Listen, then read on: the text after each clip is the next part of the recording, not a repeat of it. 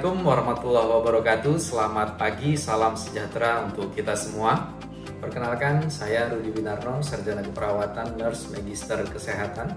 Saya dosen di Universitas Malahayati Bandar Lampung, dosen keperawatan tepatnya di Fakultas Ilmu Kesehatan pada program studi Ilmu Keperawatan dan Profesi Nurse. Video ini saya buat dengan tujuan untuk memenuhi salah satu persyaratan sertifikasi dosen tahun 2024, yaitu pernyataan diri dosen dalam unjuk kerja Tridharma Perguruan Tinggi atau PDD UKT-PT khususnya di aspek pengajaran. Di sini saya akan menyampaikan tentang deskripsi dan informasi umum dari mata kuliah konsep keperawatan komunitas, yang mana mata kuliah ini merupakan salah satu mata kuliah wajib bagi mahasiswa semester 4 pada program studi Ilmu Keperawatan Fakultas Ilmu Kesehatan Universitas Malahayati Bandar Lampung. Dan mata kuliah ini memiliki bobot 2 SKS selama 1 semester dengan bahasa pengantar yang digunakan pada mata kuliah ini adalah bahasa Indonesia. Mata kuliah ini berguna dalam memahami konsep dasar keperawatan komunitas dan berbagai area khusus dalam keperawatan komunitas, terutama terkait dengan masalah kesehatan yang lazim terjadi di Indonesia, dan memahami mekanisme jaminan layanan keperawatan komunitas serta isu atau kecenderungan yang terjadi.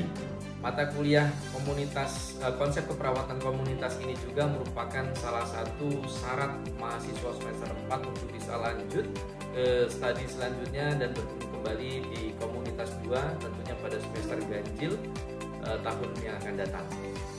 Untuk capaian pembelajaran mata kuliah atau CPMK pada akhir perkuliahan adalah mahasiswa mampu yang pertama menjelaskan tentang pengantar kesehatan komunitas, yang kedua mahasiswa mampu menjelaskan tentang epidemiologi dan kependudukan, yang ketiga mahasiswa mampu menguraikan tentang konsep dasar keperawatan komunitas, yang keempat mahasiswa mampu merencanakan asuhan keperawatan komunitas dalam rentang sehat dan sakit, yang kelima mahasiswa mampu menguraikan program-program kesehatan atau kebijakan dalam menanggulangi masalah kesehatan, yang keenam mampu menjelaskan isu dan kecenderungan dalam keperawatan komunitas.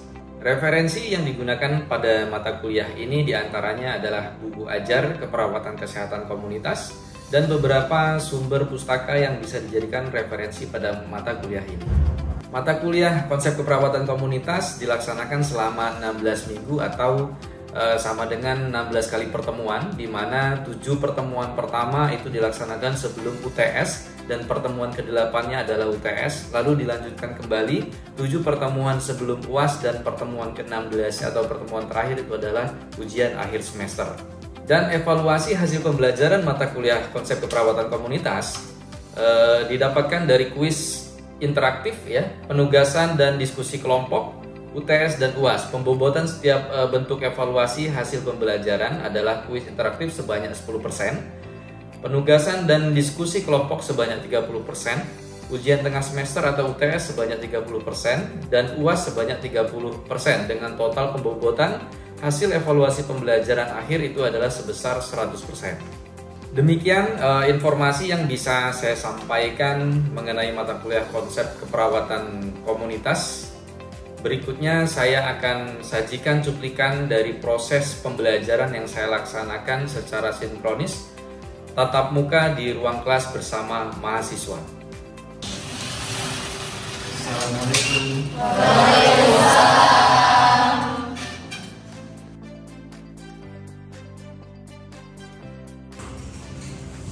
Baik, Assalamualaikum warahmatullahi wabarakatuh. Waalaikumsalam warahmatullahi wabarakatuh. Ya, selamat pagi adik-adik semua. Apa kabarnya hari ini?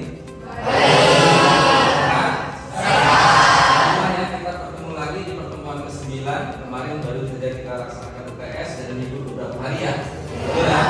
Jadi di pertemuan ke-9 ini nanti akan saya sampaikan materi lanjutannya.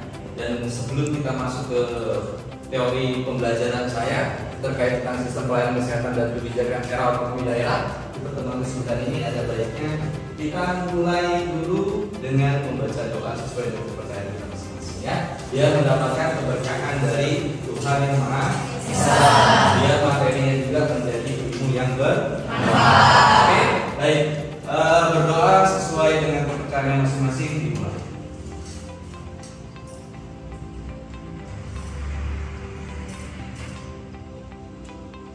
Selesai.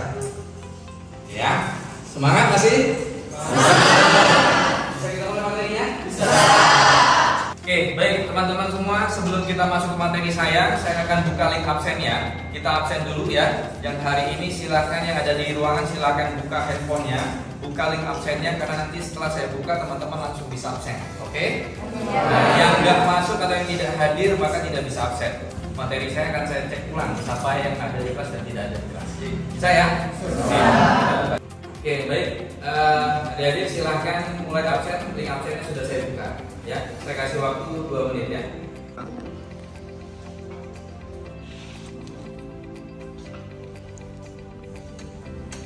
Oke, baik. Adik-adik kita akan masuk ke dalam materi saya tentang sistem pelayanan kesehatan dan kebijakan era otonomi daerah. Ya, pertemuan ke-9 ini kita akan membahas ini.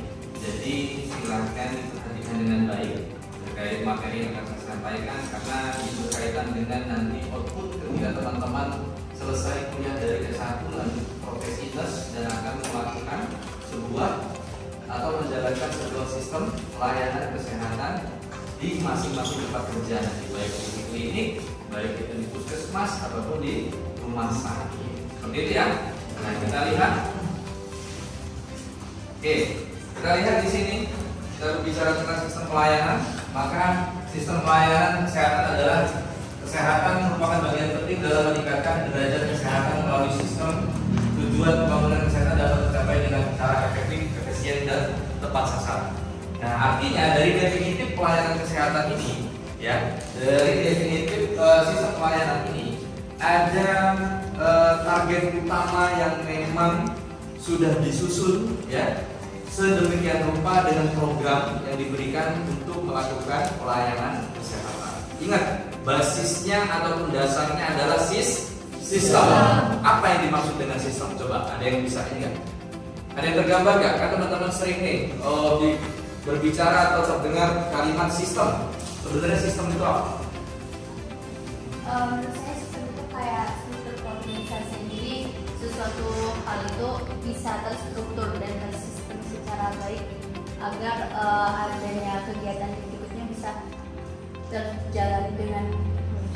Oke, baik. Artinya kalau menurut Lulu, kalau kata Lulu, sistem itu adalah struktur organisasi, betul ya? Yang nantinya akan mengatur ataupun menjadi alur sebuah program ataupun sebuah konsep harus kemana arahnya. Ada lagi yang berpendapat lain tentang sistem? Kalau pelayanan kan sudah jelas ya, apa itu pelayanan? Sudah jelas itu kan? Kesehatan sudah jelas, apa yang kita berikan produknya adalah kesehatan. Ya, ada lagi punya persepsi lain terkait sistem? Cukup? Kalau cukup saya lanjutkan dulu. Kita lihat.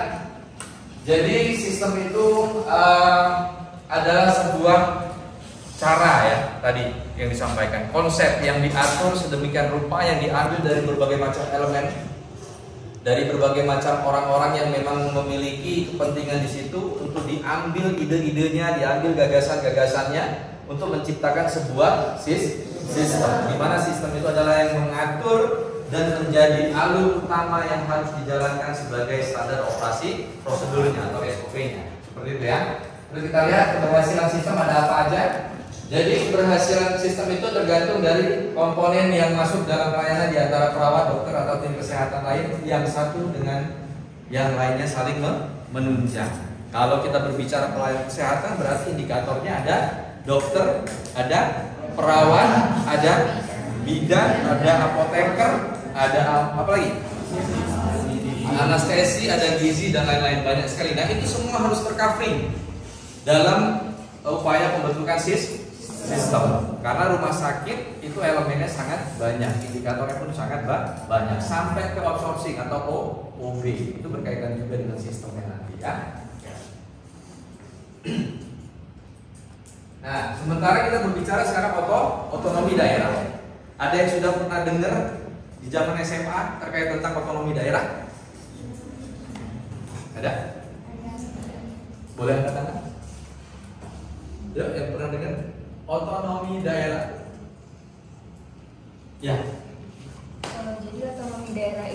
merupakan hak atau wewenang dari kewajiban daerah yang mengatur Pak atau mengurus urusan dalam kepemerintahan.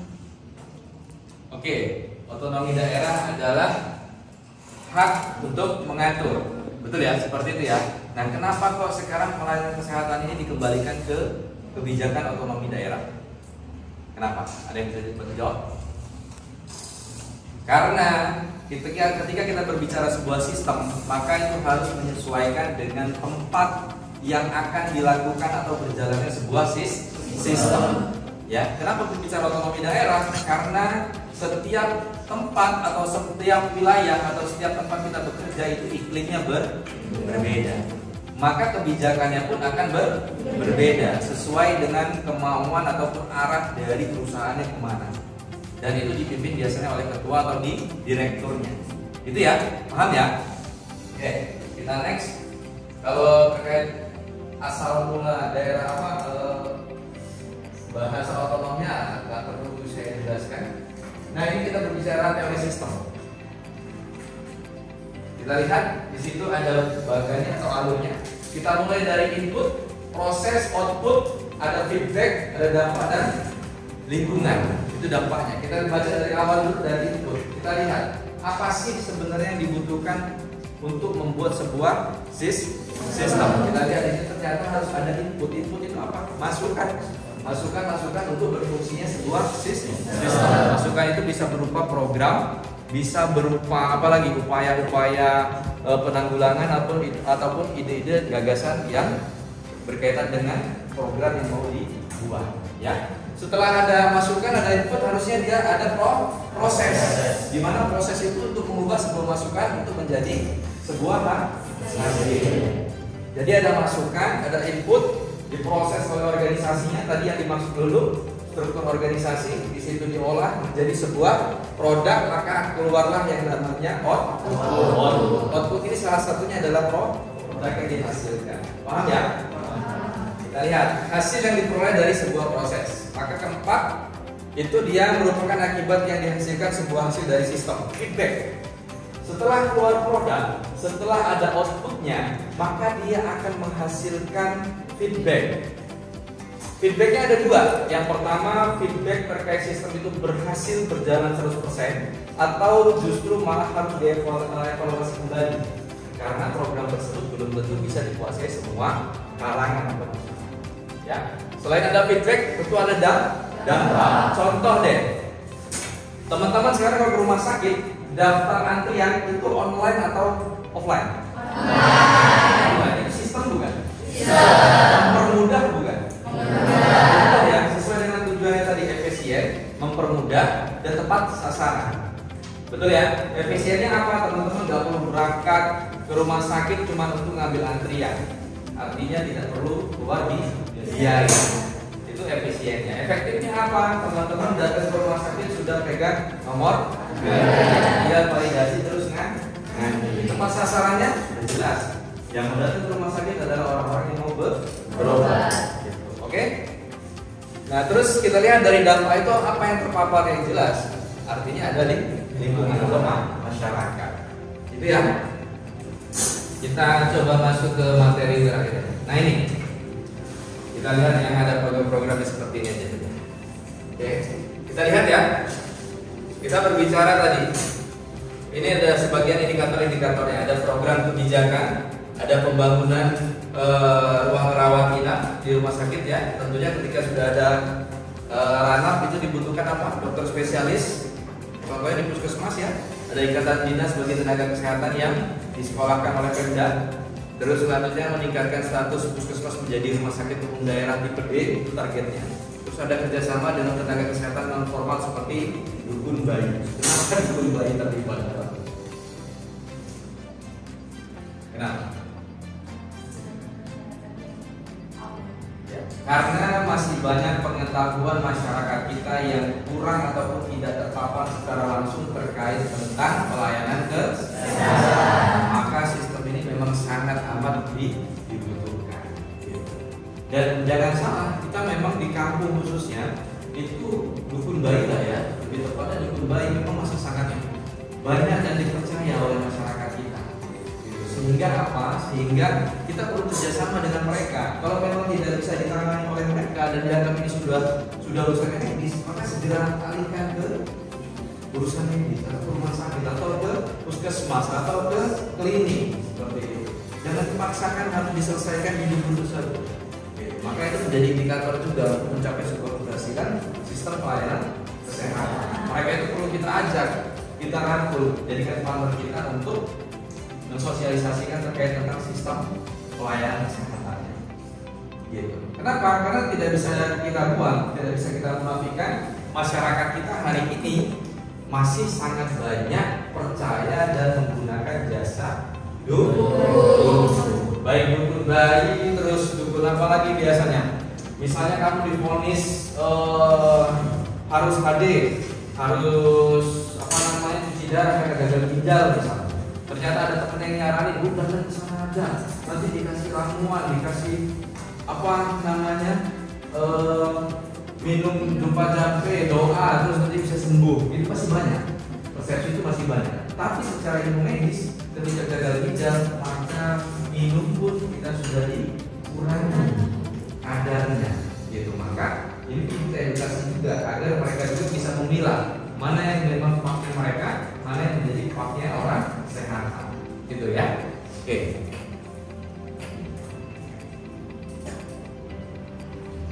Nah ini berkaitan dengan komitmen anggaran juga tentunya dalam pelayanan kesehatan. Ada komitmen anggaran dalam APBD. Ingat, dalam sebuah program itu ada dua anggaran yang bisa dipakai. Yang pertama kalau di pemerintahan berarti dia punya APBD. Ya, APBD itu kalau daerah, kita berbicara otonomi daerahnya. Kalau nasional dia punya yang namanya APBN. Ya, nah itu kedua-duanya memang bisa. Terus alokasi anggaran belanja publiknya menggaji pada sektor kesehatan.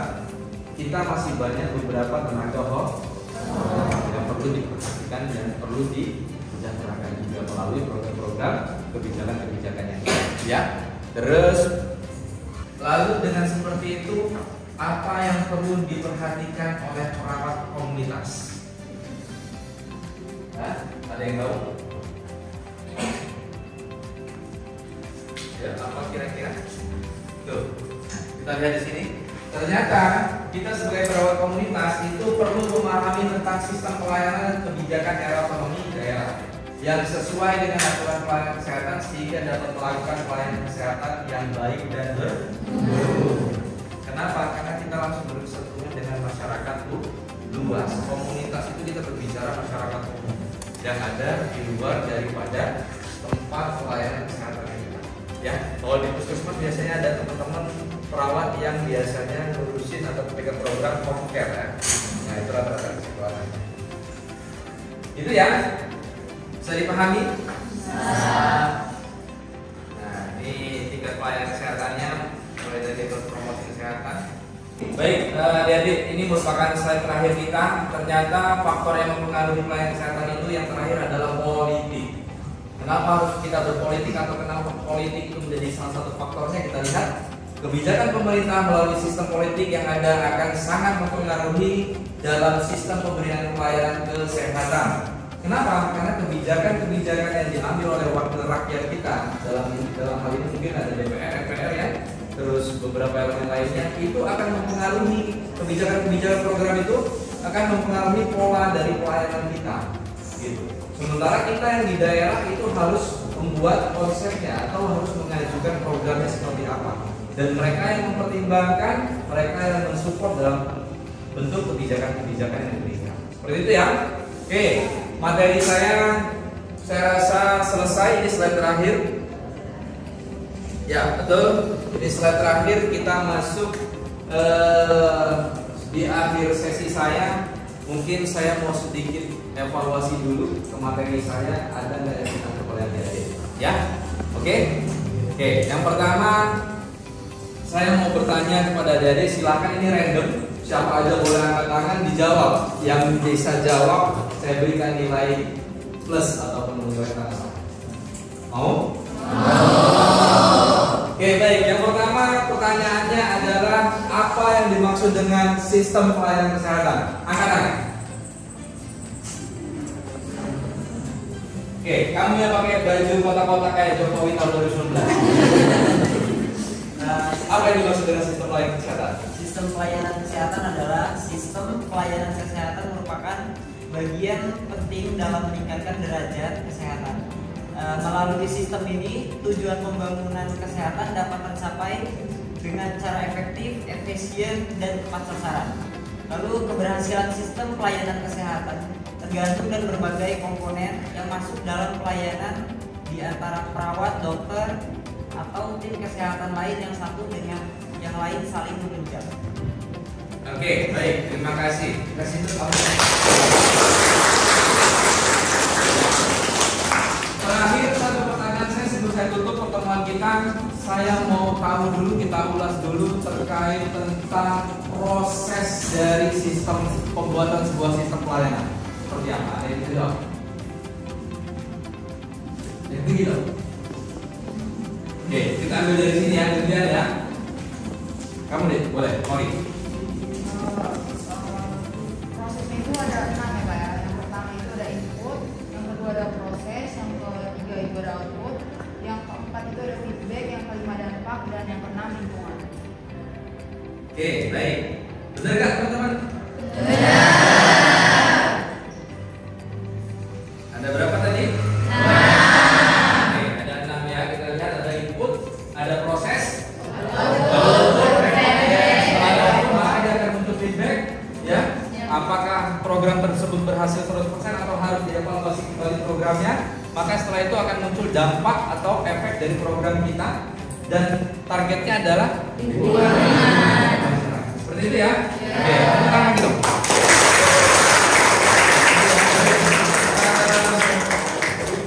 Saya rasa pertemuan kita hari ini cukup. Mudah-mudahan semuanya dalam keadaan sehat. Kita bisa jumpa lagi di pertemuan selanjutnya. Hari Kamis minggu depan di pertemuan ke-10 ya. Jadi materi-materi saya silahkan diulas kembali di rumah, silahkan dibaca-baca kembali, karena setiap materi atau setiap pertemuan yang kita lakukan nanti akan muncul sebagai bahan untuk ujian akhir semester. Seperti itu ya. Oke, baik, terima kasih banyak. Saya akhiri, billahi taufiq wal hidayah. Assalamualaikum warahmatullahi wabarakatuh. Waalaikumsalam warahmatullahi wabarakatuh. Demikian deskripsi singkat serta cuplikan proses pembelajaran dari mata kuliah konsep keperawatan komunitas yang saya ampu. Semoga dapat memberikan gambaran mengenai kinerja pengajaran yang saya lakukan ataupun yang saya laksanakan di Universitas Malahayati, tepatnya pada program studi ilmu keperawatan dan profesi nurse. Dan saya mengucapkan terima kasih kepada tim penilai dan panitia sertifikasi dosen tahun 2024. Saya ucapkan juga terima kasih kepada seluruh sivitas akademika Universitas Malahayati Bandar Lampung, serta kepada rekan-rekan mahasiswa keperawatan Universitas Malahayati Bandar Lampung. Demikian yang bisa saya sampaikan. Alhamdulillah, syukur atas kesempatan yang telah diberikan oleh Allah Subhanahu wa Ta'ala, dan atas semua kekurangan ataupun kesalahan dalam penyampaian saya mohon maaf yang sebesar-besarnya. Wassalamualaikum warahmatullahi wabarakatuh.